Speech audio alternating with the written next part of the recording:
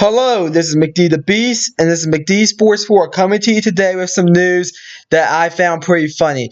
Before I continue, don't forget to hit that thumbs up button and please subscribe to the channel. We're really trying to grow this channel up, so please do that. Anyways, I was just looking at my ticker. That's what I refer to as the Bleacher Report ticker, and just looking at. And I saw this report, and I just started laughing. The Lakers, if you haven't heard, they are officially out of the playoffs. They will be replacing Luke Walton at the end of the season, most likely. The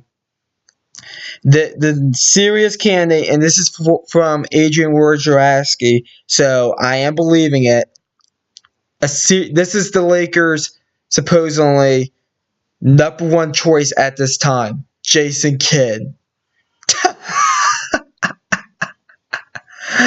Oh boy. If they hire Jason Kidd, if the Lakers hire Jason Kidd, it will be a disaster. This should not be your number one target if you're the Lakers. I can think of a number of coaching candidates. The number one target was supposedly Doc Rivers, which is a good candidate, but he wanted to stay with the Clippers. Can't blame him. It looks like the Clippers are going to be very exciting next year.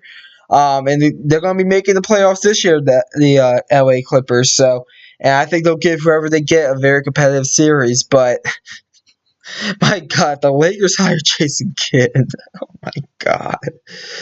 Oh, boy. Anyways, Jason Kidd, he should not be the Lakers coach. He should not be your number one target. Mark Jackson and Van Gundy in the booth, both of the people in the ESPN booth, not Phil Van. I forget the Van Gundy's first name, but in the one in the booth, not Stan, but his brother. I forget his first name, but they should be coaching candidates. Stan Van Gundy should be a coaching candidate. Who else? I think Luke Walton's better than Jason Kidd. I look at other places in the league. I mean, Tom Thibodeau. I always have trouble. Coach Tibbs. I always have trouble pronouncing his last name. I know he's not really liked throughout the league, but he's a better coaching candidate than Jason Kidd. And matter of fact, let's look at Jason Kidd's coaching record. So he did 1 year in Brooklyn. He was the coach of the Brooklyn Nets when they had the remains of Paul Pierce and Kevin Garnett. They still had Darren Williams, and he was considered a decent player. They had, I think they had Joe Johnson on that team, I believe. So looking at the Brooklyn Nets, he took them to the second round when they lost in 5 to the Miami Heat with LeBron, D-Wade, and Chris Bosh. No shame there, in my opinion. But it did took them 7 games to beat the baby dinosaurs. And the reason why I call them the baby dinosaurs, I'm referring to as the Toronto Raptors, was because it was the first time that group has made the postseason, and they were very inexperienced. And it was the 6-3 matchup, and they were the 6th seed, so they did upset them. And it took Paul Pierce with an amazing block at the end, but overall, gotta say that wasn't the hot. You kind of maybe didn't meet expectations. That team was made to beat the Heat, and they only took the Heat to 5. So that wasn't very great. As a matter of fact, the following season, he was traded. You could trade head coaches.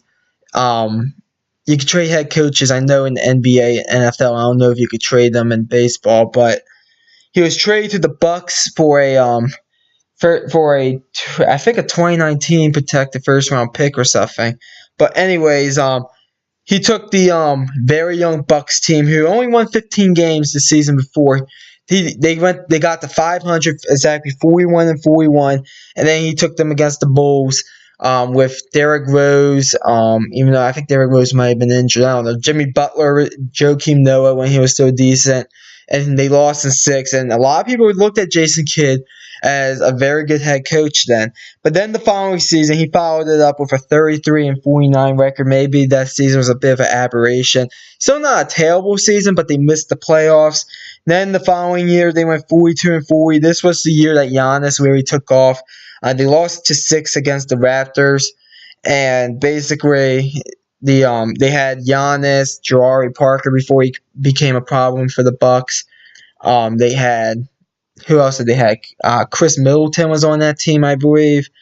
John Henson when he was somewhat okay. So overall, the Bucks, they lost to 6 to the Raptors, a more like polished Raptors team, unlike the team that Jason Kidd faced as the head coach with the Nets, and they lost in 6. No shame there. It was still really a young team with the Bucks, kind of inexperienced. But then the next season, he was 23-22, and then Giannis had to tell him that they were going to fire him. So that's Jason Kidd's coaching record, which leads up to a 183-190 overall, a 183-190 regular season record, which is under 500, and then a 9-15 postseason record, which is also under 500, and that leads up to a 192 and 205 record. So under 500, and basically he's the number one candidate according to Adrian Wojnarowski, which you gotta trust because he's always correct for the Lakers. I cannot believe this. They might as well just keep Luke Walton over Jason Kidd. To me, Jason Kidd was never really a good coach. I thought that Bucks team, especially the last 2 years, should have been a lot better than just hovering around 500.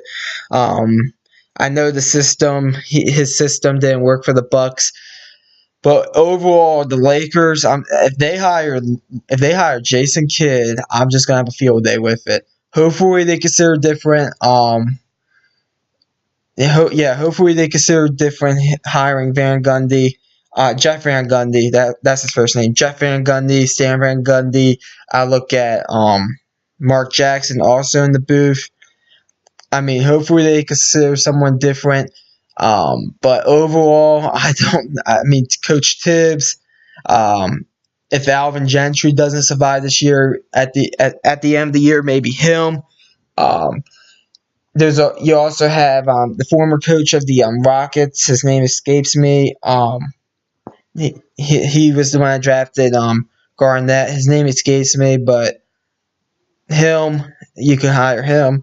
I mean, hopefully this isn't the hire you make, because will be a terrible hire in my opinion if you're the Lakers. But anyways, I'm a Wizards fan. I just wanted to laugh at this, so that's my reaction to the news.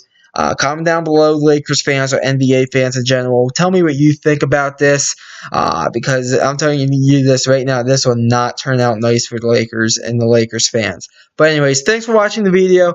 Don't forget to hit that like button, and please subscribe to the channel. It would be greatly appreciated. Thanks for watching, and this is McD the Beast signing off.